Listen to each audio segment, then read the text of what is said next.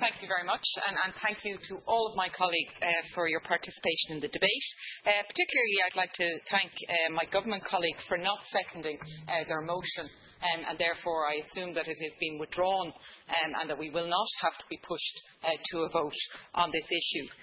Because I was disappointed within the counter-motion, the selective citing of the OECD principles, because they cited several of the principles, but they didn't cite Principle 6 of the OECD, which the comment on it calls for transparency and integrity in lobbying, and it mentions that the government should also consider facilitating public scrutiny by indicating who has sought to influence legislative or policy-making processes, for example by disclosing a legislative footprint that indicates the lobbyists consulted in the development of legislative interests.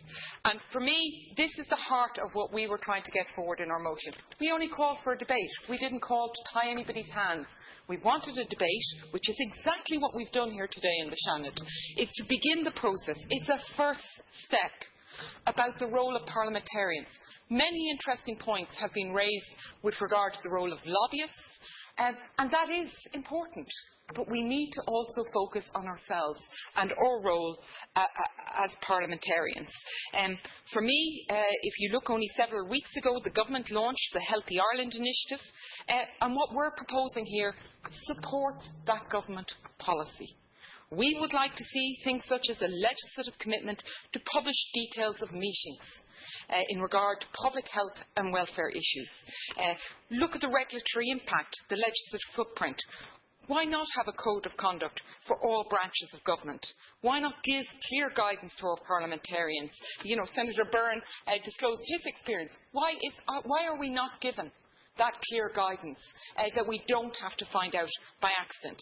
Senator, my colleague who seconded the motion, Senator Mary-Louise O'Donnell, clearly showed the reality of what is happening in relation to the gaming industry.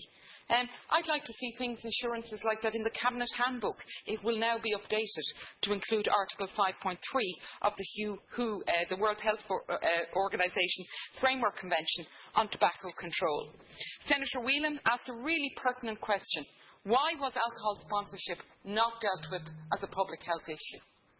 And I think that's something we have to ask ourselves as parliamentarians.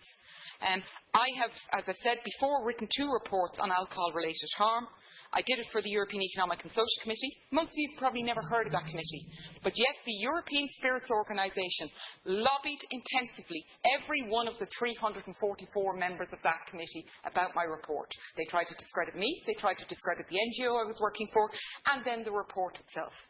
Thankfully, they didn't win. Thankfully, my colleagues in the committee supported me in the majority. So the motion that we put forward here today, for me, as I said, it was to have this debate. I thank you for your support on that. It's a first step in starting this process, and I think the public have an expectation of us that as parliamentarians we have to have higher standards. Thank you. Senator, just for the benefit of the House, government motions or amendments don't have to be seconded. So, well, I would ask the government to